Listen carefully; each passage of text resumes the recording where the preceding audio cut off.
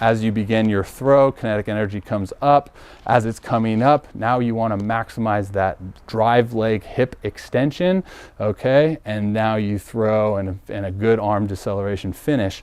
Another breakdown that we could see is from the trunk and instability in the trunk from not being able to take that energy up through the whole entire chain out through the fingertips, right? So the trunk instability could potentially lead to a hip drive and hip extension breakdown where you see a trail leg hip flexion kind of going in aggressively, right? So now we're not able to express and elongate all of that energy that we've tried to, transfer to the front side. So